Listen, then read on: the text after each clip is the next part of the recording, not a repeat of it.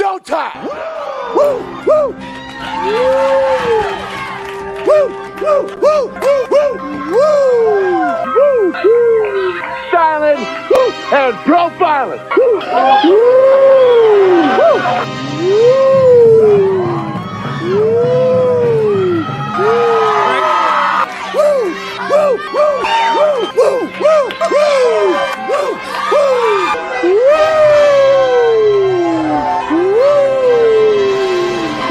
It's live and in color. Woo!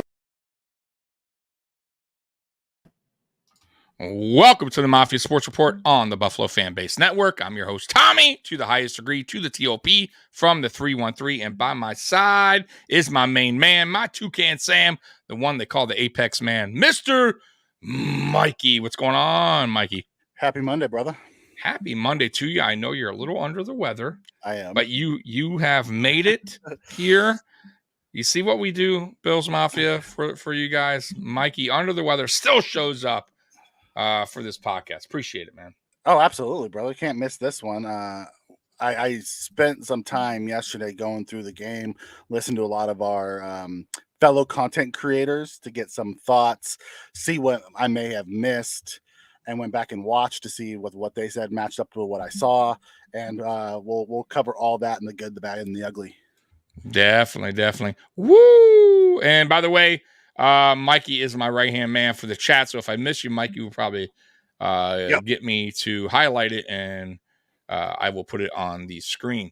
So, Mr. Mikey, we are a couple of days removed from that ugly performance by the Buffalo Bills in week 2 of the preseason. Let me say that again. Preseason. So I wasn't mad about the loss. I was disappointed at a lot of the things that went down. But let's get into some news real quick of the weekend, Mikey. I know you got something for us, so give us what's happening around the league, man. Some news? Oh, crap. Yeah, sure. Why not? Give us some news about. Let's start with Jonathan Taylor. Let's start with that. Oh, Jonathan Taylor. Jonathan Taylor was granted permission to seek a trade.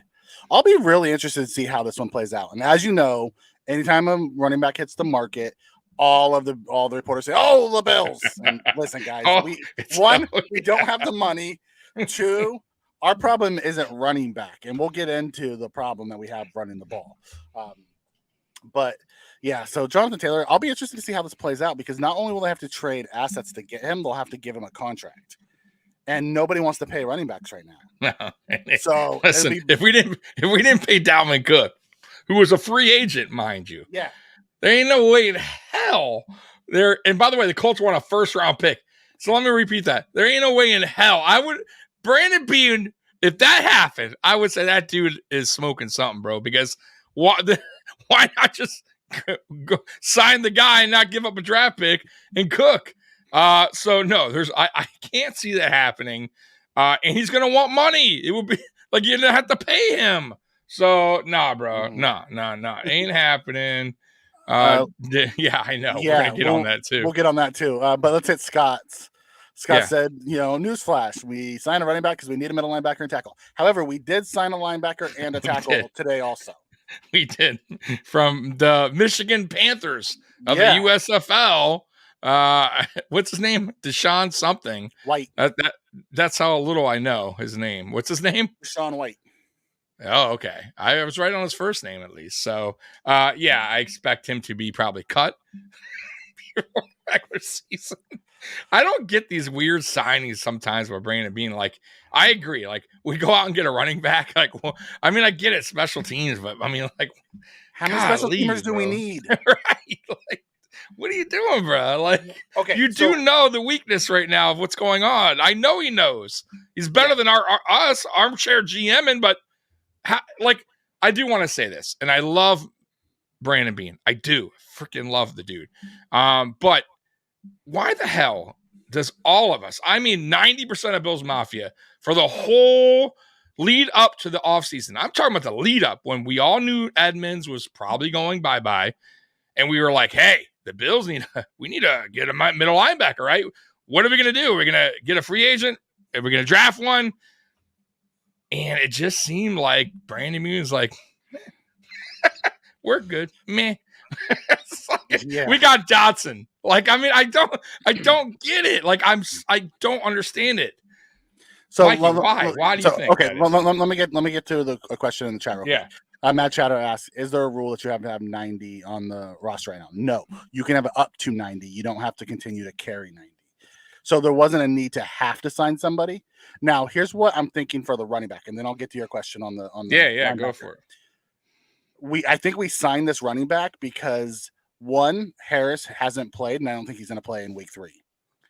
But I don't think we're going to see Cook, Harris, or Murray this week. So we needed an extra back to help us get us through the third preseason game. I think that's why he's here. I don't think any other reason other than camp body to get us through the third. Yeah, that's what I think too. Yep. By the way, if this is true, geez, not very good. By the way, 28th in waiver order. Yes. Speaking of linebackers, did you see our offseason favorite who we wanted to sign, Miles Jack, retired? No, I didn't see that. Okay. 2 weeks after I know he got picked up, but I didn't see he got retired. He retired. Wow. He retired this weekend. Okay, hey, good for him, man. I mean, he's been in the league a little bit, so yeah. So hey, I guess I was good that Brandon Bean decided, because imagine we signed him and we signed Shell and they both retire on us. Right. We just got guys retiring all over the field for us now. Yep. But yeah, I guess that worked out. So I love this comment about Greg Little got released. Yeah, I saw that. He's been a huge disappointment. You know who else been a huge disappointment? Questenberry. Oh, so what disappointment do you want to go with the disappointment or the higher upside disappointment? Me personally, I'd much rather see Greg Little here than Questenberry here. Yeah, me too. Yeah, I agree with that. I totally agree with that. Yeah. So let's go back to your original question, which was talking about middle linebacker. Mm-hmm. It's been a frustration of mine, as you know. I wanted us to take a linebacker in the draft. I wanted us to take a linebacker in the 3rd round. I didn't care or trade for a freaking linebacker. There's linebackers out there all over the place that aren't going to be starters that you can probably trade and get to come in. That's better than what we have in-house. Correct. So it's, when in the 3rd round, I didn't want us to take a linebacker in the 3rd round. I didn't think there was a 3rd round linebacker worth, being taken. I wanted to take the right tackle, Dwan Jones, in the 3rd at that time. Right. Let's grab something else that makes more sense there. Instead, we took another backup linebacker. So, I don't know. It seems to be every year there's one position that's glaring on a roster that we need to get better at, and our front office just says, "Oh no, we trust the guys in house." Avoids it. Yeah. And I don't know if it's our front office, or if it's our coaching staff that tells our front office, "Don't worry, we have it covered." That's a good point. I mean, but I would think though that Brandon Bean stopped listening so much to the coaching staff after the Tellers thing. You know what I mean? Hey, Teller, I don't know if he's going to make this team. Let's go ahead and get rid of the guy. I figured by then he would be like, all right, you know what? I'm going to explore my options. But no, man, listen, he did that with the offensive line multiple years in a row. Avoided it, kept putting Band-Aids on it, kept signing older veterans who just were on their last leg, or re-signing guys that were average at best, like Feliciano. And then we found out the hard way last year that it's not working anymore. You got to draft offensive linemen, quality offensive linemen in this league. You cannot keep you can't keep plucking these older veteran guys and expect them to go out there and be what they used to be. It's not how it works. And we kept avoiding that until this year. And I got to say, I still say we got lucky as fuck. I don't care what anyone says. I'm shocked that Torrance going out of the 1st round and landed to us. Because if he didn't, I want to know what they would have selected at that point. Like, you know what I mean? Like, I don't even know. But yeah, man, this middle linebacker thing, we all saw it. We all knew Edmonds was probably not going to resign here. Why the hell did they not think about this early on? Go, hey, okay, here's what we're going to do. Instead, they're like, Dotson, and they were talking about Dotson early, bro. And that was the thing that I said right then. And I remember talking to you, Mikey, about this because I think I texted or called you and said, they already said Dotson. They're talking like Dotson's the leader right now, a middle linebacker. This is months ago, before camp even started. They were like high praise on Dotson. And I knew right there they weren't going to draft a middle linebacker. They had no, or even sign one. I knew right there they're going in-house. They were sticking with Bernard and Dotson. And then they picked up Klein, which again was like, here we go again. Here we go again. So Scott comes in and says, I know it's not popular, but Milano had a terrible game. Scott, Milano is in my good, bad, and ugly. So you're on the same page, brother. You listen to all the same people I listen to. And then I went back and watched the game to see what they were saying. I saw a lot of the same crap. Yeah, missed tackles, I'm sure. Like Milano was just out of place. And I think it was Joe Marino who asked the question. Is Milano's only played with Edmonds over the last 5 years? Right. Is that going to mess with his game now, especially with them doing this constant rotation at middle linebacker? Which guys, I've been saying it, and I know y'all didn't want to hear it. And Mikey was like, I don't know, maybe not, about the whole shuffling the middle linebacker position for the rest of the season. I just think, Mikey, I could be wrong. I could be. And it depends who they pick up, if they pick up anyone.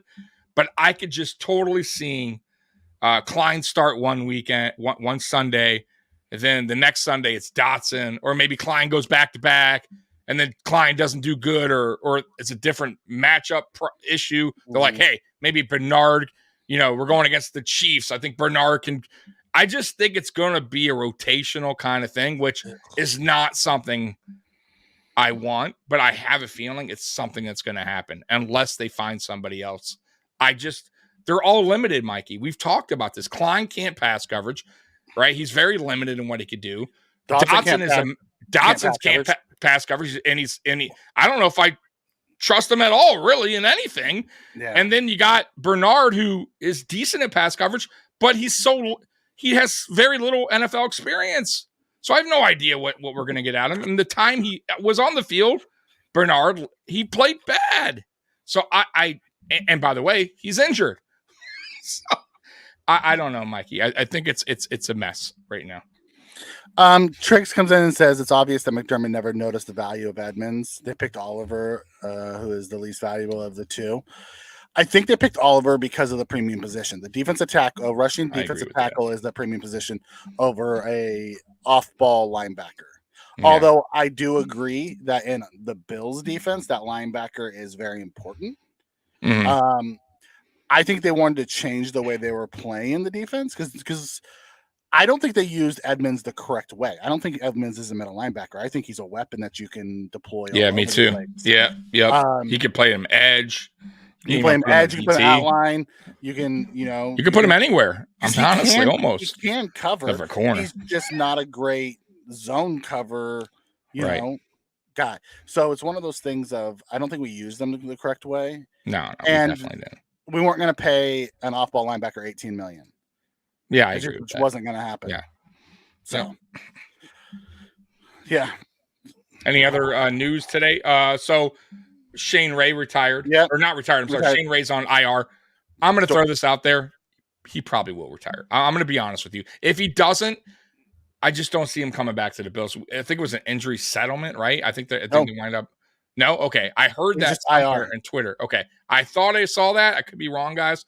But yes, season-ending IR, obviously. There may be an injury settlement because it's a hamstring and it could come back. So, I saw that somewhere. Somebody wrote that. I could be wrong, so don't quote me on it. I'm just throwing that out there. I didn't see that. I see that we put him on IR, which ends his season. So if he wants to play this season, he can get an injury settlement and then go sign with another team. However, that's going to be another team that needs him to come in. He can stay on. He can stay on IR this year. And then come back, and learn the playbook and get in the defensive room and get a year of this defense, and then come back next season and try to win a job. Yeah. So it really depends on what he wants to do. Yeah. Well, either way, I feel bad for the dude, man. I mean, it sucks. I was rooting for him. And then obviously, Doyle is obviously out for this season. Just totally wrecked his leg there, his knee. Oh, And I that is a guy that really, Mikey, I feel bad. that He was needs nasty. it was disgusting. I missed it kind of the first play. And when I watched it again, I'm like, oh, dude. He's a guy that really needs to consider his future. Because I don't know after that if he can bounce back from that, Mikey. I got to be honest with you. That's 2 now on this dude. But hey, I'm not him. He can decide what he wants to do, but that's a tough one. That's a tough one. It's gonna be, and it's gonna be because he was right knee last time. This is left knee. So now, Yeah. And his game it was about being athletic. 2 bad knees doesn't bode well for a 6'9", 320-pound lineman who's supposed to be all about his athleticism. No, it was the other leg, Scott. It was his other leg, Scott. Yeah. The first time he got rolled up in the preseason game 1, it was the same leg. This one, when he went backwards and just it broke stuff and tore stuff. And, yeah. It's that's that. I feel for that. Yeah. Tough position though. It happens a lot more than you think, man. Yeah. These linemen getting rolled up on, man. But anything else am I missing? News wise? Not that I saw. But I wasn't searching all over the place. Okay. Today, so. Okay. All right. So did I miss anything in the chat before we get off to this segment that we love so much? We'll get into what sucks what happened to Tommy Doyle. Yeah, it does. We'll get into the whole protection of Josh Allen thing. I'll tell you, when you go back and you rewatch, you see a different game than the initial one. Some of it was on Allen, some of it was on our tackles. But we'll get into that during the good, bad, and ugly. All right. Well, guess what? It is time for the weekly segment of the good, the bad, the ugly. So, starting with the good, our interior pass blocking. Connor McGovern, Mitch Morris, and Osiris Torrance, who I think locked down the right guard job, although they won't officially say it, were fantastic. Now, people can go to the PFF grades and you'll see Torrance had a really bad grade. I don't understand how they do their grades.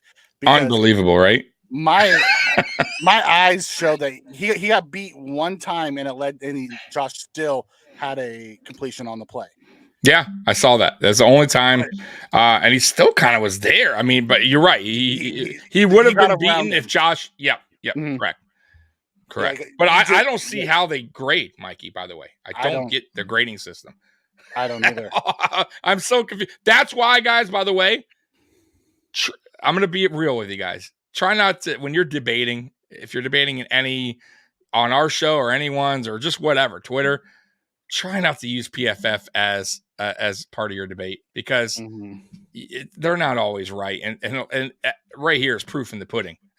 Like they're totally wrong. How can he be one of the worst offensive linemen? But get praised by his head coach at the press conference the next day after watching the game. So something's not adding up. Now, PFF is fantastic for stats. You just, for them to, look at the stats and get the stats and give you it, and then you crunch it and come out with your own calculation. They're fantastic for that. I don't take their analysis very serious at all. So correct. Dawkins and Brown, I'll get to them, Scott. So interior pass blocking was fantastic from those 3 guys, and really from our second team as well, because Edwards came in, he did a fantastic job. Bates came in, he did a fantastic job. Then we got, when we got to our third set, Bacher looked bad. Like Bacher, he looked bad. Nick Broker and Alec Anderson both have looked really good though. Yeah, not bad at all. But I do not know. Like, and I kind of told you this. Remember, I told you I'm like I thought Bacher would be on the bubble to begin, and just a lot of bouncing back from injuries. and I just don't think I don't think he has it anymore, Mike. I'm gonna be honest. Now, listen, maybe he goes to another team if we wind up cutting him, and he can find his way again. But right now, he's just. I feel like he's just. He's being beat out. He's out. He's lost out there. I feel like he's just not physically. I think he's weaker. He looks weaker physically. He doesn't have that like the step either. I just do not like what I see from Bakker, and I feared that going into training camp. I told you, I'm like, I don't know with Bakker. Just way too many injuries already. And yeah, it's showing, man. It's showing early, bro. Him and the other guy that I'm sure you're gonna bring up, but I can't think of his name right now. But Mance. Well, he's another terrible one, but no.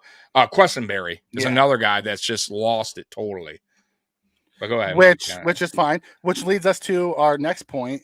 Ryan Van Denmark at left tackle. Ryan Van Denmark, I believe, has secured a spot on this line. Yeah. I have a gut feeling that Quessenberry is also going to get kept.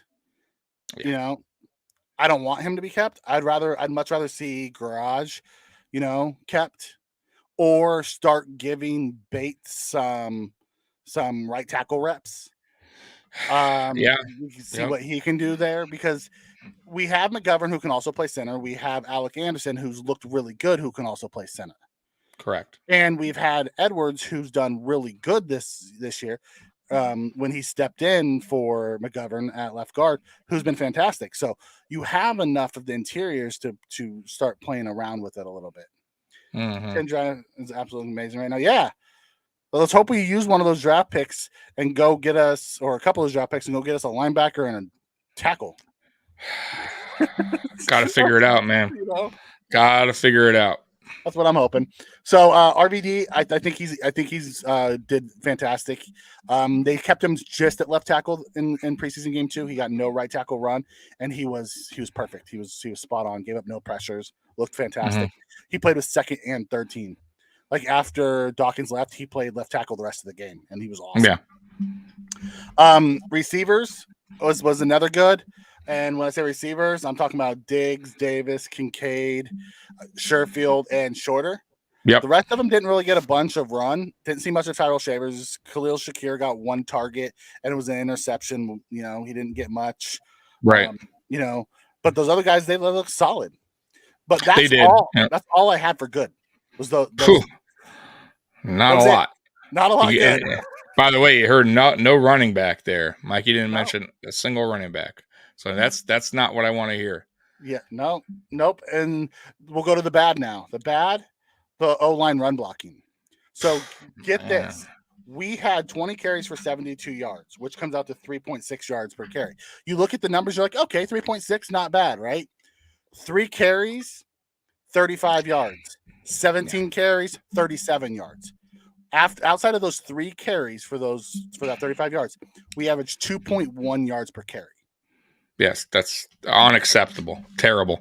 And once again, that goes back to run blocking. This isn't a running back issue. I'm telling you guys, like everyone that's out there, it's like, oh, Jonathan Taylor, Dalvin Cook. Like, okay, we could bring these superstar running backs in here. They're still going to struggle if we have no run blocking. It's just the way it works, guys. Unless you have a Derrick Henry who can run over these guys. And there's only one Derrick Henry, and he's not in Buffalo, so it's not going to happen. So they got to get better. And listen, I know it's preseason, and I talked all off season that I think that they're doing the right thing with the offensive line. They at least are starting to build it up a little bit better than what they have. Like, we got younger with McGovern, we got obviously younger with Torrance. I still think Mitch Morse is a pretty good center. Deion Dawkins is still a Pro Bowl left tackle. The depth I thought was better, but obviously with people retiring like Shell, with Doyle going out, so now that depth now is dwindling down. But I'm not going to hate on this line yet. We haven't. It's still vanilla play calling. We haven't even hit week 1. I still like the pieces in place. I'm not 100% satisfied, but I do like it better than last season's as of right now. Okay, That's so where I stand. no, and I do agree with you. The offense wasn't running any specific schemes for the running. Right. Also, Exactly. you have to take into account who we played. Pittsburgh is one of the best run defenses in the league. Mm-hmm. Because you look at week 1, we ran the ball better. You look at this 100%. week, we didn't run the ball very well. Right. So, you take it with a grain of salt. It's a preseason game. Correct. Yep. Second, bad, Brown and Dawkins. Okay. They weren't they went from ugly the first night to bad. And they weren't as bad as I thought they were. Okay. So let's start with Dawkins. One of them, and Joe Marino broke this down fantastically on his pod today. So if no one's listened to him, go back and listen to it. He does a fantastic job of breaking down what should have happened. So on one of the pressures, because he gave up 2 pressures, one of the pressures, Kincaid was supposed to chip and then release. He didn't. So Dawkins had to race out to try to get him. Yeah. And then Josh was 11 yards deep, which makes it harder. He should have been 7 yards deep.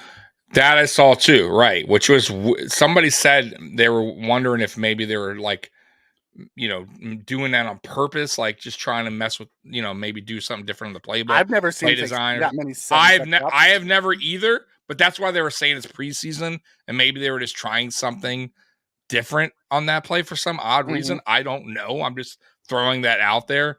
I could totally be wrong, but you're right. 11 step, like you're not helping your offensive line at all by doing that. Especially with speed rushers like TJ Watt and Highsmith, who are going to be able to get around your tackles.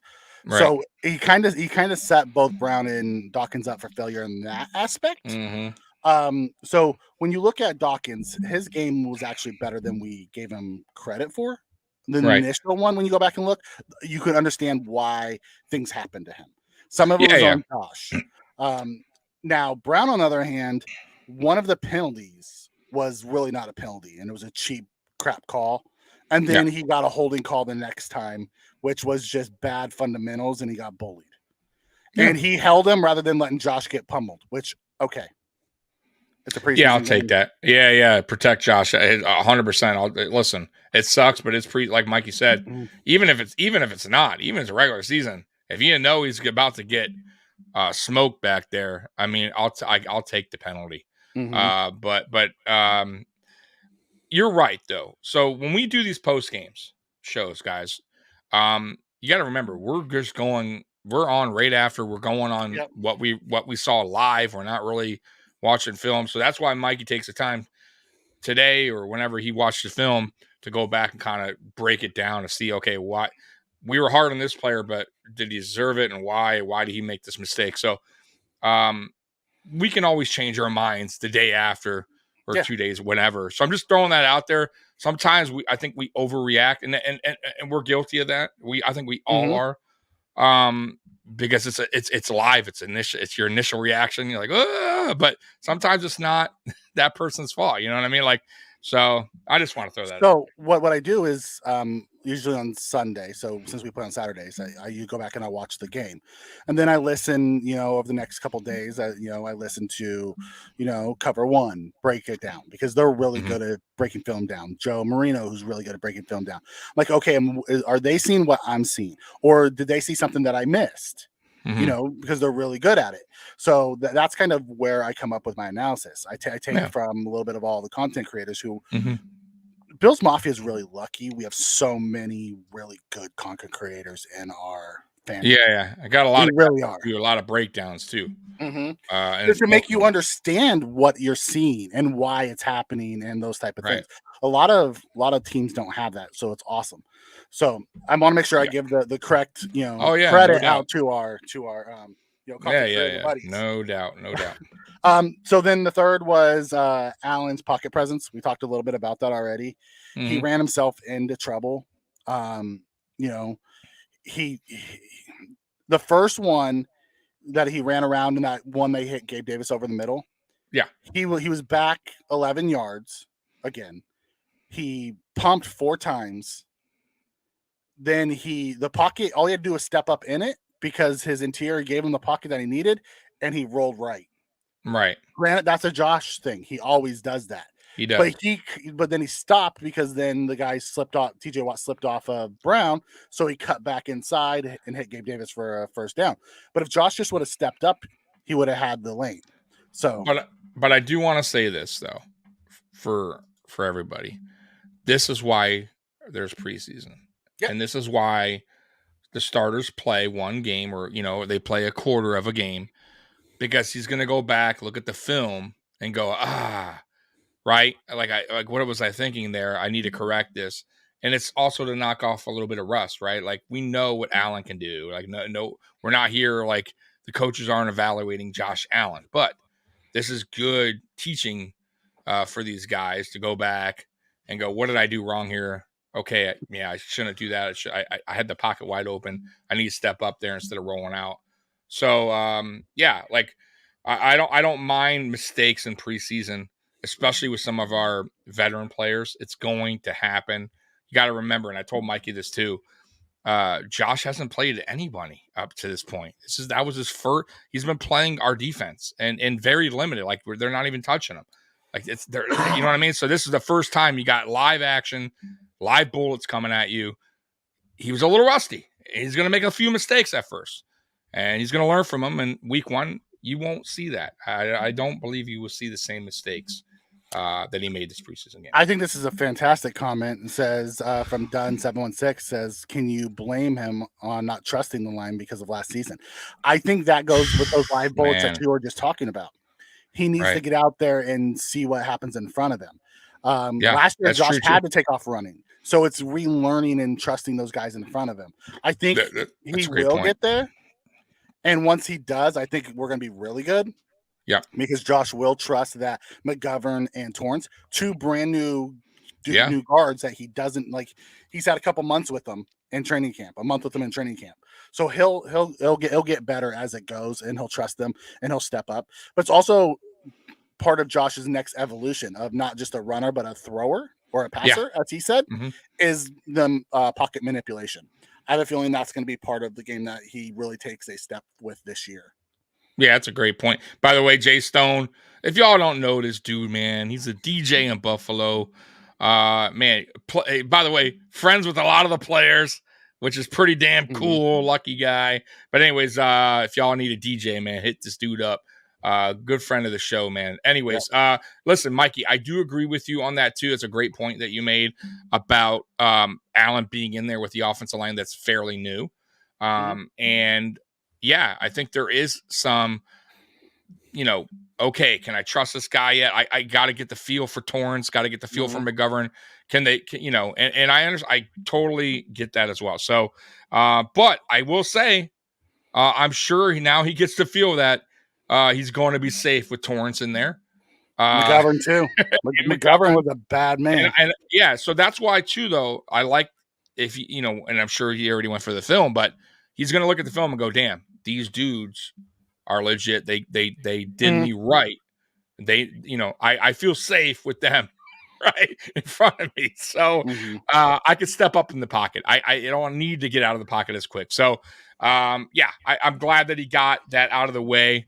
And let's just hope, by the way, Mikey, that they do the right thing and start Torrance week one, dude. I haven't seen anything that says they won't.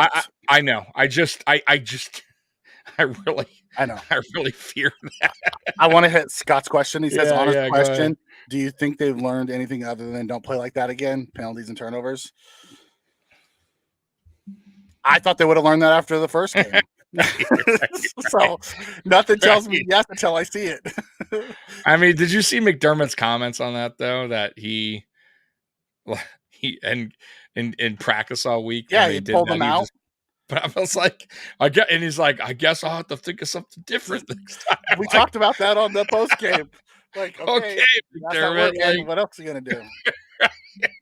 I don't know, bro. You're the head coach. Yeah. You got to figure it out. Yeah. So I think Josh is going to be fine. It was his first live bullets. He'll be okay. And he'll learn with those guys. You can say, yeah, well, they practiced together all spring, all training camp, but no one's hitting Josh. You know what I mean? So he knows that. So this is first live bullets. It's a little bit different. So, The next bad was Matt Milano. I hate to say it. I can't I believe know. that. I didn't see it like when I watched the game, but on the rewatch, he was out of position a few times. He was. And this goes back to someone's comment earlier when we were talking about it. Does not playing next to Edmonds have an effect on Milano and how he plays? Because he trusts that guy. I agree. They yanked Dotson off the field in the middle of a series and put Klein in. It's a great point, and I'm kind of thinking back to last season, Mikey, when Micah Hyde got hurt. And Poyer sometimes seemed out of position. Mm-hmm. And that's because I think they're kind of covering or watching their partner on the side. Yeah. Right? Like, you know what I mean? And if that communication's not there, like a Poyer and Hyde, where they're on the same page, they know where to be. One doesn't need to worry about the other. All's good. Yeah. And great point that you made, Mikey. I'm glad you brought that up. So Milano and Edmonds, dudes were on the same page. They trusted each other. And maybe you're right, Mikey. That's a great point. And that was someone in the chat who said it. Okay, so whoever made that in the chat, great fucking point. And let's just hope that this isn't a thing in the regular season, because if it is, then we got even a bigger problem. Go ahead, Mike. Yeah. It goes back to, I think Joe Marino said it too on his podcast as well, as he talked about, as we're looking at it, it's going to be a different defense without Edmonds there. Let's hope that's not the case.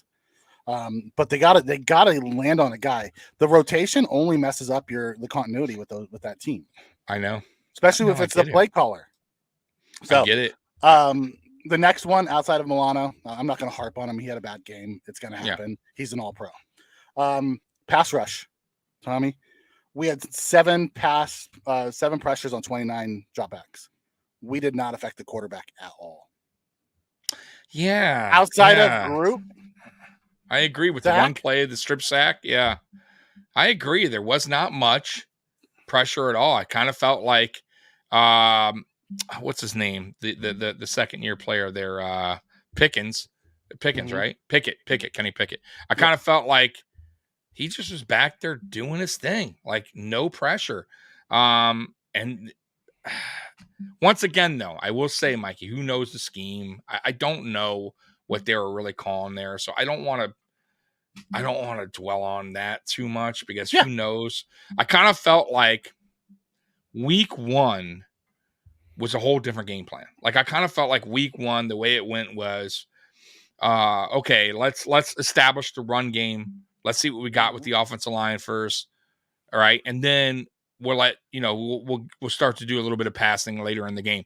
I felt like this week against the Steelers was more like, okay, let's get Allen in there. Let's not knock the rust off. Let's see what the offensive line does for Allen. Like, let's get these younger guys in there in the passing game. Let's get Kincaid some more reps, right? What you saw, Kincaid actually stayed in there a little bit longer with Barkley. So I kind of felt like it was just a totally different game plan. Also, the defense seemed a little bit different too. I kind of felt like the defense was a little bit more rushing to the quarterback in week 1, and this week a little bit more of our defense we saw last year. Yeah. So who knows? They could just be mixing things up, just seeing what they like and what they don't, which I think that's what preseason is all about. It's also for the coaches, right? They're also learning what they got on the field and what they can and cannot do.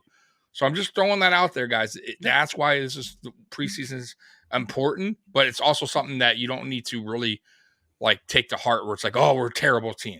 Because look, and I'll say this too. Look what already happened today with the whole Diggs thing and Stephen A. Smith. You lose a preseason game, and it's like Diggs wants out of Buffalo. Now, if we won that game, I swear to God, you wouldn't hear he wouldn't have said that. But it's just him to talk about something, right? Preseason, yeah. Man. So a lot of fans bite into it. That's all I'm saying, guys. Don't bite into the hype. a preseason bullcrap. It's So go ahead, Mikey. Sorry. So no, it's fine. But you also have to look at why they weren't getting pressure. And someone in here said they were going with a lot of quick stuff. They did go through quick stuff, but they also went downfield a little bit. And we saw Ed Oliver get out of his lanes. We saw Poona Ford on. I thought it was Ed Oliver who got blocked, but it was Poona Ford who got blocked on that long touchdown run. Okay. So I actually saw a breakdown. It was a beautiful breakdown. I don't know if you saw this. I forget the channel, and I apologize. I think it was like Buffalo Bills Consolidated or something. But he did a great film breakdown on that play, and I appreciate it because I didn't see it. So on that play, Poona Ford actually gets tripped by a Pittsburgh Steelers lineman. Okay, and when he got tripped, he fell and I'm sorry, not Poona Ford. Tim Settle got tripped. And when he got tripped, he fell into Poona Ford, which caused Poona Ford to fall down. And that's how that gap opened up. Because once that opened up, boom, then it was off to the races. You get what I'm saying? So it started with Tim Settle getting tripped by the lineman who stuck his leg out. Now, I don't know if he done it purposely. I'm just saying he did get tripped up. I didn't see it, so I can't. Yeah, you got to watch. I'll show you their tape because, Okay. man, it shows you guys everything. So Settle getting tripped up, falls on Poona Ford. Poona Ford falls, and boom, the lane's wide open. And before that, though, before he fell, Yeah, he got reach blocked. He got reach blocked too. Right. And he got he was going to get sealed. Now Poona Ford can go through a reach block and still make the play. No, I get it. Yeah. So it was a combination of things. But anyways, yeah, we had guys out of position. No, definitely. The other guys were out. Yeah, I agree with that. I'm just saying how the hole initially was that open. Yeah, I'll show you the video later because, man, it's like, oh, there he goes. So imagine, guys, one little stupid play, like one little weird thing, a guy getting tripped can open up a major freaking hole like that. Just like that.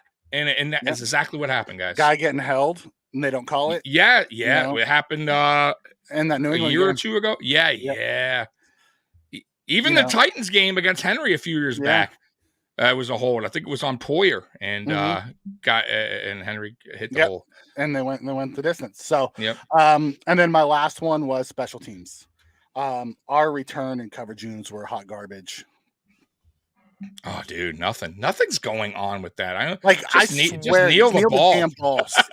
Our freaking starting field position when Josh was on the field was the 11, the 16, and the 9 or something like that. Right. By the way, out to the freaking 20. By the way, so y'all know I had to buy the Madden 24 because I had to, right? Josh Allen, he got it. So I'm not a fan of Madden. I got to be honest with you. There's so many glitches. Anyways, it's a little bit better. I'm going to throw this out there if anyone wants to buy it. It's a tad better. There's still many, many glitches. And today, Mikey, I tested out the fair catch at anywhere before like 25 just to see if Madden didn't mess that up. So when I fair catched it, the announcers say, "Oh, what is he thinking?"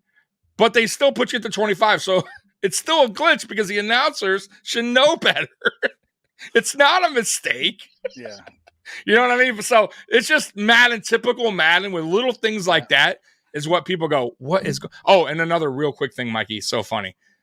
I had a player get injured, broke his ribs, but he got up and celebrated the play because we got a first down. Yeah. And it says he broke his ribs, but yet he's on the field going, yeah. That happens all the time in every Madden. What are you doing? You know the Madden I missed the most? Oh, God. Remember when they used to have the ambulance drive onto the field? I love it. Ran over people. Now that's funny. That's funny. I like that. I'd rather have that. Go ahead. Throw that glitch out there. Yeah, I'll tell you. I won't get Madden. I get Madden every year on Black Friday when it's on sale. That's true. But you do need to get this one because you'll have you got to have a Josh Allen. Right, okay. I get Madden every year because I have every Madden ever made. And I get it every year on Black Friday. That's smart. No, it's real smart. Yep. And by the way, if you want to wait a year, you can get it for $2 at GameStop used because apparently they lose value like that. Yes. Yeah. I'll pay the $20 or whatever on Black Friday. Right here. I don't blame you. The ugly. Where else to start but the middle linebacker? We've already talked about it. And someone said, I think it was Dunn who said on that long touchdown run, Dotson was supposed to be on the outside, and he got caught up in the wash, and he didn't scrape over the top. Correct. That's a bad play by our middle linebacker. Yep. Dotson and Klein both looked like crap. Yep. You know, it is what it is. And it's funny because the announcers were trying to still make it out like, oh, they have Klein in there because he's he's the guy you're going to trust more. He's, yeah. He's the veteran guy out there. He's the guy that McDermott's going to trust, and boom, he gets like missed tackle. Yeah. What do you got to say now about our good old AJ Klein? Yep. So we talked about field position. It was horrible for us. That was so ugly. Terrible all game. Yes. Starting inside our own 15. 8 or something. Yeah. At one point it was like the 8 or something. Yeah. Like seriously, Josh's 3 series, it was the 16, the 11, and like the 9, I think. It was bad. It was real bad. The turnovers plagued us again. Oh my God. Yeah. The Barkley, turnover Barkley. And it's so funny because I text you as we're driving, and I'm like, well, I told Mikey, I'm like, well, there we go. Matt Barkley, he's our second string, baby, making plays. Because he started off okay. Started off how he started off how he was the last game, right? Like he continued off, right? And I'm like, okay, shit, maybe Barkley's a new dude, right? We're seeing a whole new Barkley. He gets down, goal line, and here's Matt Barkley. There's the Matt Barkley I know. Triple coverage. Yeah. With a real Matt Barkley, please stand up. And he sure as hell did. I love the guy. He's great for the locker room. Mm-hmm. But yeah, no. He's not a QB2. Dude, that pass later on that he just lofted up. The Joey Porter when he threw it right to him? Yes, Joey Porter Jr. was, I swear to God, I was like, there's no way he had to got hit in the arm. There's no way that pass was that lazy and hanging there that long. And I'm like, no, that's just Matt Barkley. It's a terrible pass. So, guys, remember last week, y'all were like, Matt Barkley, not all y'all, but some of y'all. Now you see why. And by the way, Barkley. Yeah, go ahead. By the way, Allen's stats look just like Barkley's stats the week before. It was I know exactly. Well, right now you're going against the 3s and 4s. Now, yeah, except Allen didn't play as bad as Barkley did in his second team reps. Correct. Well, big difference. You're going against 3s and 4s, which once again, guys, it's scary. I got to admit, like neither one of these guys are doing it for me. But honestly, guys, let's be real. Yeah, Kyle Allen has to be the guy. He's younger. He has a better arm. He can get out of the pocket. More athletic, right? Like you can't go with the older, slower, noodle arm Barkley. Like I love the dude, but I'd like to match them together. I'd like to put Barkley's brain in Kyle Allen's body because Barkley's really smart and he knows what to do. But sure, he doesn't have the tools to do it. He's never had the tools to do it. You know what I mean? And yes, and I love that. Like listen, why I like Matt Barkley on his team because yes, put him on a practice squad. No team is picking sorry ass Matt Barkley up. No excuse. No. I don't mean to be mean to the guy, but no one's picking him up. But he's perfect to have with the young guys. He's just perfect guy, and Josh loves him. Like he's just a guy, good guy to have there in the practice squad. But other than that, I don't want to see him. Scott, that's a beautiful saying. Barkley is the definition of the good, the bad, and the ugly. Yeah, more the bad and the ugly, but yeah, I agree. You are right there.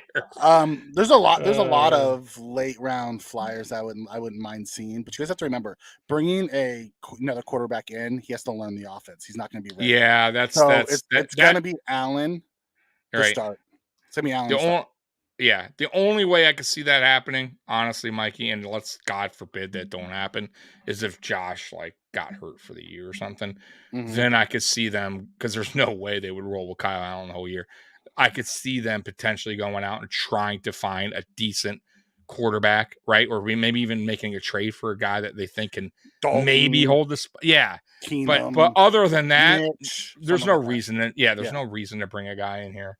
Right, I'm just throwing we would go out and try to get the Mitch Trubisky's, exactly a guy that maybe can get us through the playoffs if we're, you know what I mean. But other than that, they're not. Listen, honestly, guys, backup quarterback is my least of my concerns right now. It really is, because I don't think Allen's going to get hurt. I'm hoping, at least knock on wood. But go ahead, Mikey. This is awesome. Topper Harley comes in and says Josh is probably the only QB in the league who has his two best friends as his backups. I know. What is that about, right? That's funny. It is funny. They let him pick his QB room. Right. That's who he wanted. Yeah, it is what it is. Hey, we're not paying him much money either. So right. Well, yeah. Okay, so we talked about the middle linebacker. We talked about the turnovers. We talked about the field position. The big plays on D. The big plays kill us. We talked about the big run. They also had a big touchdown pass that we were out of position for. Third downs, we let them get third and longs again. That shit's got to stop. It's like happens a lot. What Josh wants, Josh gets. Yeah. I don't get it. I'm with you, Mike. I don't understand. It's like, I swear to God, every time we're on a third and long or something, I'm like, we play 12 yards off the freaking ball. If it's third and 20, I have no confidence. Yeah, like I have so little confidence that we can get a stop sometimes, and it shouldn't ever feel that way. Like, it's weird. Like, we said this last year, by the way, on third and 7s, 8s, 9s, we feel me and you are stressing, but on third and 1, I feel confident. We're as done, which is so weird. Done 716 says that. I said, but stout on the goal line. We did, it's like the short yardage. Our defense plays aggressive. Right. On those third and longs, they play soft and they give it up. I'll never get it, bro. I'll never they need 9, and yet you're playing the guy 5 yards, 6 yards back. He's a receiver. You don't think he's going to get yards after? Of course, it's what he's paid to do, and it happens so much. It happens so much on this defense, and I hate it. I hate it. And listen, we can't point the finger at Frazier anymore, guys. I'm just throwing this out there. It's only one guy calling defense now. That's our head coach. I didn't see it in the first game. I saw it in this game, and I didn't like it in this game. I'll wait to blast him until regular season starts and they scheme. If they're scheming that shit, then I'm gonna call it what it is. Yeah. It is what it is. So then let's move on to penalties. Ugly penalties, Tommy. There was so many offsides penalties and false start penalties that I couldn't even count them all. Unacceptable. Yeah, we had crazy. 12 in the first half. Yeah, wow. It was like, bro, I was just I was expecting a penalty almost every single play. I'm like, there has to be one coming, right? Oh my God. Yeah, it was horrible. Topper, he says it feels like it's a rotational situation game to game at CB2. I don't think so. I think it's Dane Jackson. Personally. I do too. Listen, I don't want truth, that. But we got it. Listen, guys, gotta be real here. Let's be real, guys. Dane Jackson has been the better player in preseason. Mm-hmm. Has it been by a landslide? No, but he's definitely been the better player. Benford would probably be second on my list. Yep. And Kyer Elam is third. And Kyer Elam is once again having the same struggles, guys, that he did last season. This isn't something new where it's like, oh, he didn't do this last year. No, he did it last year.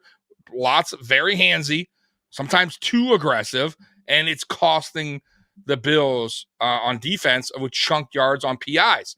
Then you got Benford, who I like, and I believe he still could be a good cornerback, but he's still learning, and he's just not there yet. And Dane's been here a little longer. Mm-hmm. He's a little bit ahead of the curve, and he's going to get that spot. He's just going to get it. Yeah. So and he earned it, by the way. He did. So let's call it what it is. Yeah. Last week, Elam, Benford, Neal all had PIs. This week, Elam, Benford, Neal all had PIs. Mm-hmm. You know who doesn't have the penalty? Dane Jackson. I know. He's playing CB2.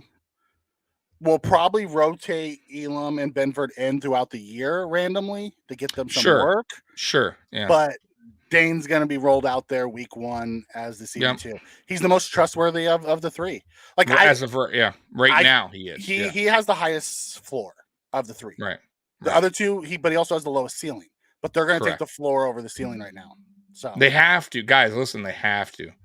You can't. Once again, I know. Listen, I'm on board with you guys. I was on board last year with the whole. He's a first round pick. You got to put him out there, right? You got to let him go through his. He's going to have struggles, but I kind of feel like his struggles are just over too much. They're too much and they're costly, real costly. And I like what I see from Elam at times, and I hate what I see from Elam at times. And I know the coaches are seeing that too, so much that you got Diggs in his face in practice, and Dorsey telling him, "Bro, what are you doing?" and putting boxing gloves on him. Guys, that's not normal. That's what they do to guys that are really struggling. And Elam right now is struggling. And I like Elam. I want him to succeed. I do. But right now he's having a tough time catching on. These are just facts. And maybe, just maybe, this defense just isn't for him. I don't know. But you can't throw him out there week one, guys. You can't. I personally think, Tommy, and I don't mean to cut you off. Yeah, I truly do think that he's just ended up at the Bills at the wrong time. If it was 2017, like with Josh, when he was going through his struggles, and you threw him out there, fine. 2018. 2018. You threw him out there and you let him struggle with the team because it was where we were at in the build. And I agree. Build, you can't unless you have something like what the Chiefs had last year, where their entire secondary was injured and you had to play the rookies. That's when you put him out there. Other than that, you have to go with the guy who knows what he's doing. Exactly. I think he just ended up in the wrong spot. I think if he went to the Giants, I think he would have been really good. If he went to the, because they play that aggressive man style bump and run defense. The Bills don't. And I just think he's in the wrong location. And it sucks for him because it's going to stunt his growth. Yeah, it's very possible. But he's also only 22 years old. Yeah. I mean, I am not giving up on Elam, guys. So this isn't a bash Elam thing. This is just, he's not ready. He's not ready. And it's okay. I'll be honest with you. It's only his second year, guys. And it's not like we cut him already or he's getting in trouble on top of that. Like, they're going to be patient with him. They signed Dane Jackson back for a reason, for a 1-year deal. It's not like Dane's here forever, right? Dane's only on a 1-year contract. And listen, it is what it is. First round picks don't always work out. And if Kyrie don't work out, okay, you go back to the drawing board and you find yourself a corner in the draft that can be that guy. But listen, it happens all around the league, right? Quarterbacks don't work out, receivers, running backs, like, this is not uncommon, but we'll see. It's still early in his career. I'm not done with him yet. I see the upside, but I see why the coaches aren't throwing him out there either. Jason coming in and said, I can see Elam getting traded. If they're going to bring back a veteran middle linebacker or a replacement for Brown, I would include Elam in a deal for like that if we're not going to start him, because we have depth. But that's the only way I'm trading Elam, because he still has huge upside. I wouldn't trade him.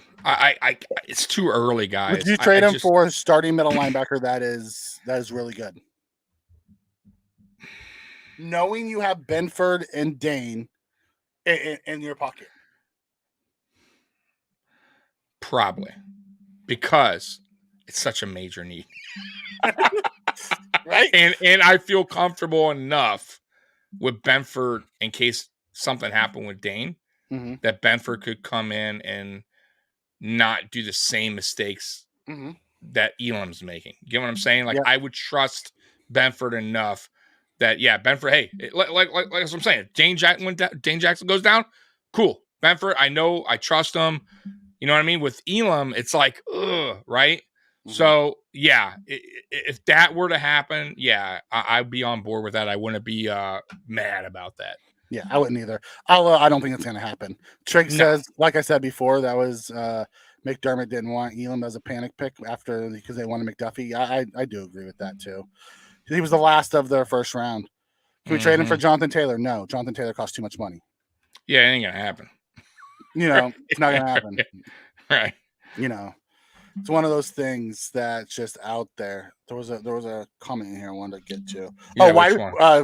Buffalo Dave operator comes and said, why do we sign another running back? because we have Harris who's hurt. We have Cook and Murray who's not going to play this week, and that leaves us with 2 running backs on the roster, and we needed a third one to get us through the game. Mm-hmm. That's why. Yep. Well, Don 716. I don't think signing Ty Johnson was what put us out of the Taylor signing. I think No, money that... and compensation, because you have to remember, whoever, it's not only the first round pick or whatever you're giving up for him, you also have to sign him now, and he has a $10 million cap that's coming. Right. Yeah. You're not going to get him on. You don't want to. No. I take that back. He's not 10 million. I think he's $4 million. I think he's $4 million this year. Yeah, but either way, you don't want him as a loaner. You're going to want, if you make that trade, any team more than likely is going to want to extend him. You're going to pay him right. Yeah, and they want a first round pick on top of that. So, no, man, I'm good with that, guys. Like, trust me. The last by the way, John. Yeah, go ahead. I'm sorry. And Johnson, by the way, real quick with the Ty Johnson. You got to remember, a lot of these guys that we're signing, they're not necessarily going to make the team. Like, a lot of these guys could be cut later on when other free agents come available. They could be cut just like that. So I wouldn't think like, oh, he's making the team. Like, we'll see. You know, he's a camp body get us through the third preseason. Yeah. That's why he's there. Mm-hmm. Because you're not going to see Cook or Murray or Harris in this upcoming game. So it is what it is. And then the last one we already talked about, it was the injuries. Doyle and Ray went on IR. We got to injuries kill us, man. We can't have another year of those type of injuries. Any idea on what middle linebacker could be traded for before the season? Isaiah Simmons. He's a different kind of middle linebacker. You have Malcolm Rodriguez in Detroit, who was who they now have the first round pick. Campbell is not now. Jack Campbell. Yep, who's now the first round pick. So now he's in a backup role. Kansas City has like 7 linebackers that can play middle linebacker. One of them's not going to make the team. They signed like 7 of them this offseason. Everyone went there. Trade for Edmonds. Yeah, we don't want that $18 million cap hit. No, thank you. Right. And Stephen A. Oh my God. Stephen A. Oh man! Like, go ahead, Mikey. I felt bad that Diggs had to come out. He's like, "Didn't I already put this to bed?" Right. So his source told him, "Get the fuck out of here." So we lose the preseason. Diggs is like, "Get me the hell out of here." That's it. Yeah. This is the game that did it. This was what broke the camel's back. Right. I want out. I had multiple catches in my 7 snaps that I played. Get me the hell out of here, because we lost a preseason game. Yeah, no. Like, Diggs didn't even cryptic tweet about that shit. He just came out and flat out said it. It's lies. I thought I already put it into this crap. Yeah. You know, so man, Spears Bills talked really once, Ed. Trade for Edmonds. No. Said it like 3 times. No. It's not gonna $18 million a year. We don't have the cap for it. Right. Who you shipping out for Edmonds? That's gonna exchange the money. Right. That's so are we? Is that it? Or you said you had one more? No, there's okay. We are so one more topic before we get off for the night, and I wanted to talk to you about it. And I know, by the way, Scott Blakely brought it up way early in the show. I don't even know if he's still on here, but McDermott. Let's talk a little about McDermott and the role he's taken this year, Mikey. And I know you have a little bit mixed opinion on it. Yep. Than I do. So, McDermott, first time head coach and defensive play caller, right? Defense coordinator.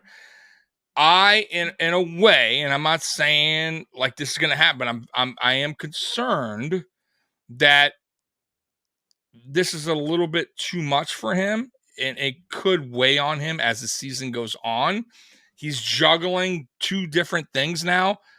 And there's not a lot of head coaches in any sport that can do that, right? There's very few that can do multiple jobs, right? You got some coaches that are head coaches and GMs, right? Or, defensive coordinator. And I think, like you said, I think you told me he's the only one that's a defensive coordinator and a head coach in the NFL right now. But there's some coaches that are head coach and offensive coordinator, but there's very few. There's not a lot out there, guys. So I am a little concerned that maybe this is just the pressure is going to get to him. And like I said, I'm not saying it will. I'm just saying I'm concerned because I just kind of feel like he hasn't been a head coach in this league that long. He's not like an Andy Reid where I would be like, oh, okay, Andy Reid's been around 30-something years. You know what I mean? Like he can do it, or Bill Belichick, right? And I just don't know if he's up to the task.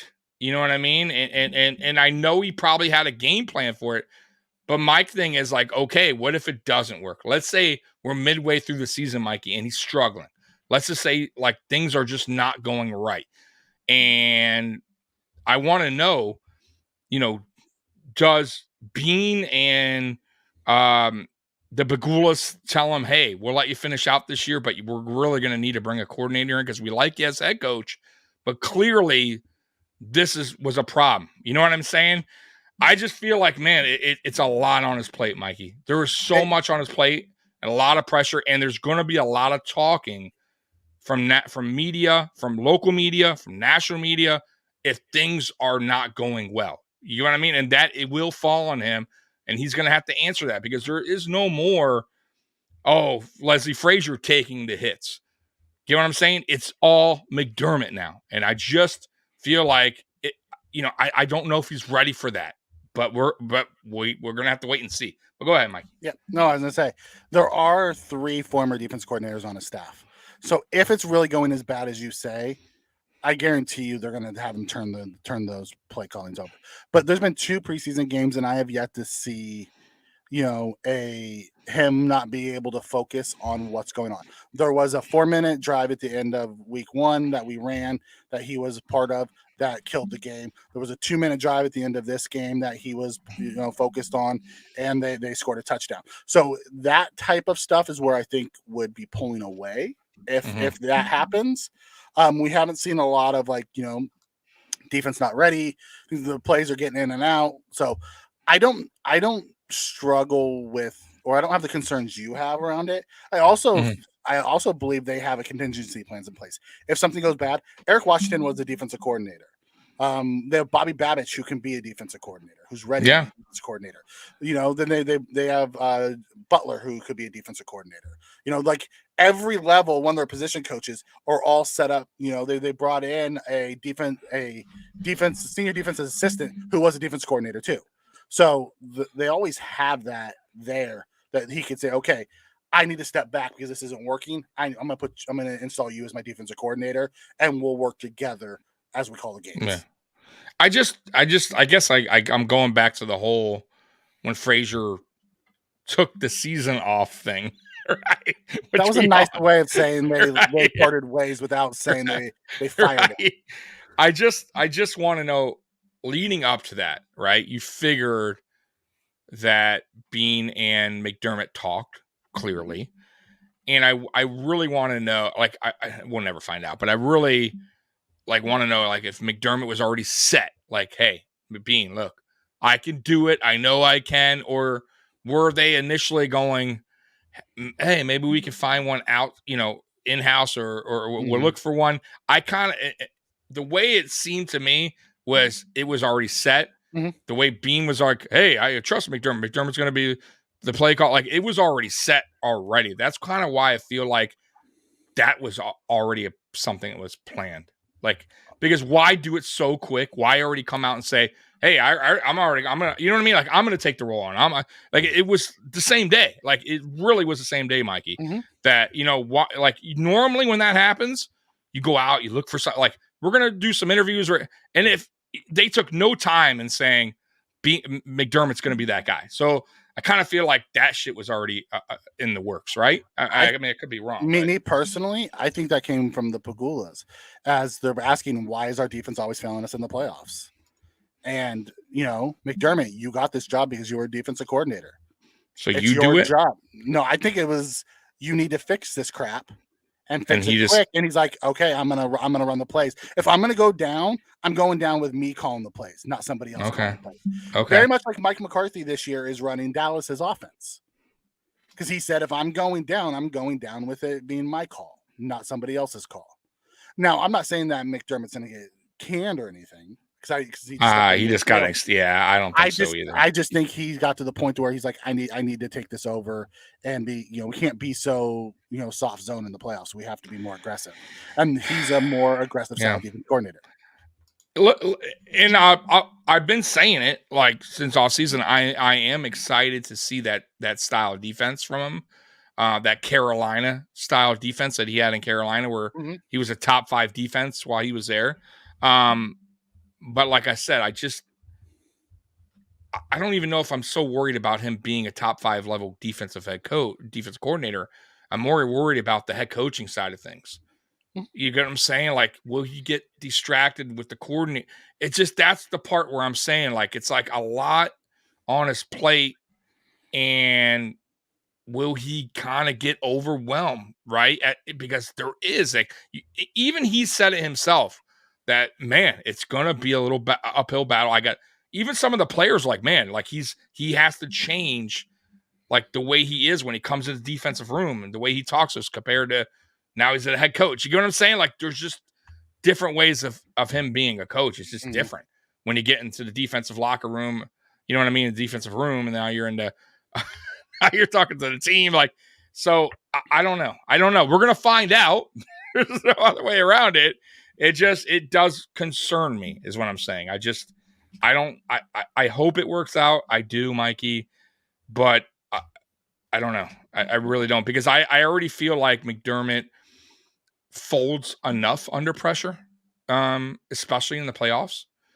And now that he has this added pressure with now he's the defensive play caller, will he fold all over the place? You know what I mean? like I don't know. We'll find out, guys, soon enough. But I am concerned. That's all. And I want to go to what Trigg says here. It says, look to me, McDermott's not the guy. I know people want to say we have a winning record with him. We have a winning record because of Josh. Now, we did win without Josh, but we also had Daboll. And Daboll, say for what you want, Daboll was a good offensive mind. We don't know what we have in Dorsey yet. We think he's going to be good. He has the ability to be good, but he also has Josh Allen. I don't think McDermott goes anywhere unless Josh is pissed and calls it.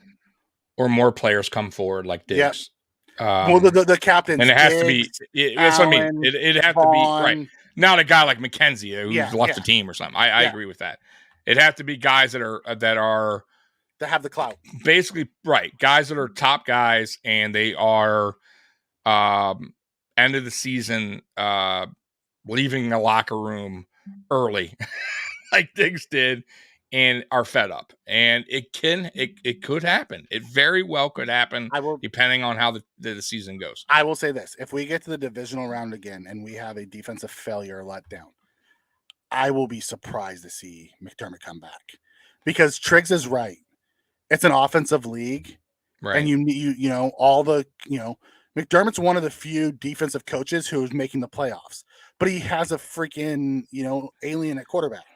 Right. I agree. I here's my problem with McDermott. I said, listen, guys, I said it in a video. My feeling with McDermott is, and I think it's the same with Diggs, man. I'll be honest with you. I think he's hitting a wall in the playoffs. Clearly, he can get us to the playoffs. That is not a problem, guys. I have no concern of this team getting to the playoffs. None. Zero. Or winning the AFC East. I'm that confident of this team as far as regular season goes. It's the playoffs where we tend to drop the ball, right? And that goes on our head coach, because a lot of the stuff that's happened, especially on the defensive side, lays on McDermott, who's a defensive head coach. And I kind of feel like McDermott is hitting a wall, and he hasn't figured it out yet. And we are now 7 seasons in. How many more can you go until you go, man, this dude just can't do it? We love what you did here while you were here, but we have to move on. And to his credit, and to what you were saying, Mikey, to your credit, it's an offensive league now. There's not a lot of defensive head coaches anymore. I'm not saying a defensive coach can't win a Super Bowl, but it's right now showing it's not going good, right, for McDermott as far as we haven't gotten to the Super Bowl yet, and we're failing in big games. So this is my last year. I got to be honest with you. This is my last year backing him as a head coach. Like, I'm still on board with McDermott, but this will be my last year as far as like how far he takes us. If he gets far with us, maybe I'll reconsider. We'll see, how the game goes if we do get bounced out. But if it's an epic failure again, like a total letdown, like the Bengals game, like the Chiefs game, the 13 second, yeah, I will tap out and say we have to make a change. And I don't think it will happen. I got to be honest with you. I think they gave him the extension, and I think he comes back another year. I just don't think they fire him. I think they're sold on McDermott. We'll see. Like I said, I still have confidence that he can get us to the playoffs. It's when we're in the playoffs is where it's shaky. Yeah, it's he's being out schemed by offensive guys. You have to remember, Andy Reid had to leave Philly in order to win his Super Bowl. Andy Reid could have stayed. He was there. No, you're right. He went through multiple quarterbacks. No, you're right. You're absolutely right. It's one of those things of sometimes it just doesn't work in that location. Because McDermott could end up like Marvin Lewis in Cincinnati, get you to the playoffs every year, but just can't get over the hump. But I will say this: I don't want that for Josh. I just don't want it. Yeah, it's fine. I just don't want that for Josh. I don't want us to waste his entire prime hoping that a defensive guy can get us over the hump. Exactly. And just heads up too. And I know a lot of you guys like McDermott. I do too. This isn't a bash McDermott thing once again. No. But I will say this, guys. Got to remember, when you're a good team, like in any sport, baseball, basketball, and the head coach is just, he's getting you there, but he's not getting you all the way. Most of the time, these GMs who built that freaking team, like Bean, they're not dumb. They're not going to go out and get a coach that doesn't know what the fuck he's doing. Trust me when I tell you, look at the Golden State Warriors, right? They had it, but the coach just, and then he went out and got a coach that can take him to the next level. That's what I'm talking about. So I don't think it would be like, because I hear of this a lot, Mikey. Get rid of McDermott. We're back in the drought years. No, we're not. Why would we be back in the drought years? This is a team that's built to win. But sometimes you need a leader that could take you all the way. And sometimes that head coach just can't do it. And we'll see this year, but I'm just saying, if it happened, if McDermott ever had to leave or got fired, I'm confident enough that Bean would go out and get the right guy to lead this team. I don't think he would go out and get a Greg Williams. You know what I mean? A Dick Duran. Like, I'm just throwing that out there, guys. Like, don't worry about that part if McDermott ever left. That's all I'm saying. I'm a big McDermott supporter. I loved the hiring of him. I've been following him since he was the Eagles, DC. And I love what McDermott's done. He's a fantastic leader. He's a leader of men. However, at some point, that voice has to change. Yeah. The players stop buying in at some point. They call it championship caliber. It was playoff caliber. Now it's championship caliber. If you don't ever get to the championship, how can you keep saying championship caliber? Right. Yeah. And players eventually you got to remember too, guys, we're not on the team. Yeah. Right. I'm not a player. I'm not Josh Allen, like Mikey said, in his prime, Diggs in his prime. Like, we're here just talking Bills football. But these guys are like, they want to win. They want a Super Bowl. They're in their prime. Like, they are their best shapes of their life. They've worked their hardest to get here, and to fail each season as they get older. Trust me, it weighs on them and it bothers them. And that's why a lot of players want to get traded. Put me on a team that knows what the fuck they're doing. Let my talents be useful. So I get like the frustrations from like Diggs and stuff like that when it comes out, like, what's going to change? And I think that was the question. I said it. I told y'all. It wasn't an Allen thing.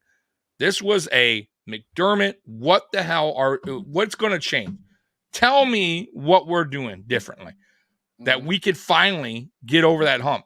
That's all. And I think McDermott, I'll be like I told you guys earlier, I think he took it the wrong way. And that's what that whole miscue was. But listen, man, there will be a time if we don't get to Super Bowl that the Pagulas have to make that decision. whether they like to or not, whether they love him as a human being, as beings, whatever.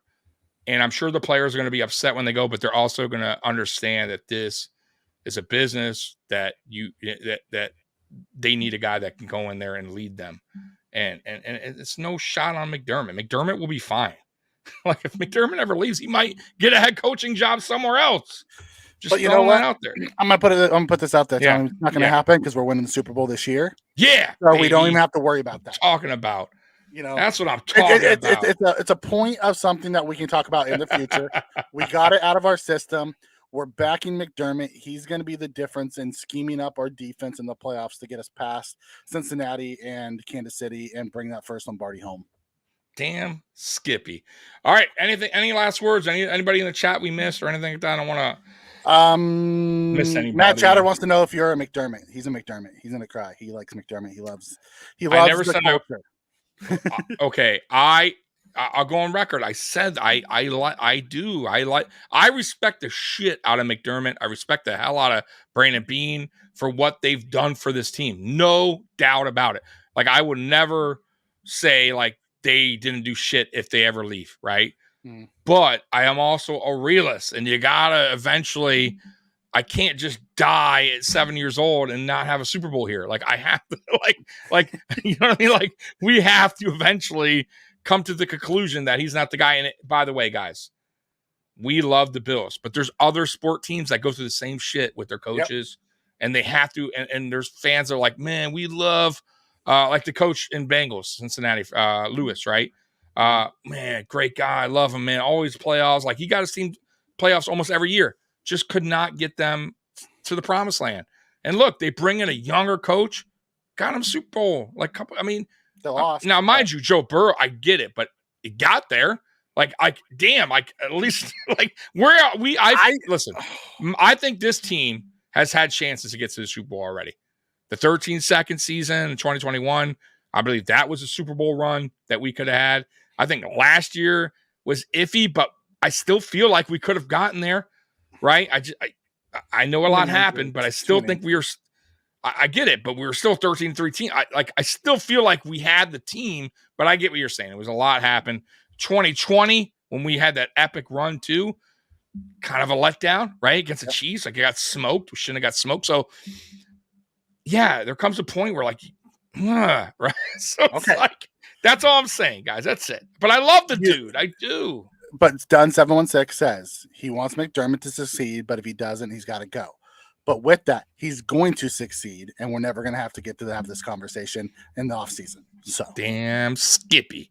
This is all right. Well, we get over the hump. Damn right. All right, guys. So what's Spence saying here? At least Tommy talks a lot. So yeah, you know it, baby. Especially this segment. Yeah. Guys, by the way, I'll be back Friday. I know y'all missed me, so I will be back Friday Night Lights. Hopefully Mikey's feeling better by then because he is sick now, and hopefully it's just quick little a little sick, a little bug there, and it goes quick. So we'll be back Friday at 8:30. And Mikey, when is the fantasy thing going on? As soon as I feel better and get down to Howie's so we can record the show. So soon, guys. Yeah. Honestly, he's just waiting on me to get down there to shoot the show. Right. So everything's happening soon. All right. Yep. So just look, if you haven't already, like, subscribe, hit the notification bell. If you got Twitter, I'm on there a shit ton. Mikey's somewhat, but y'all see the Twitter handles right there at Tommy Talks Bills at Apex006. And you'll find everything from there as far as like shows, upcoming shows. So love you guys. Bills Mafia, you're the best. And as always, go Bills. And I will play the outro because y'all love it. Peace out. Peace.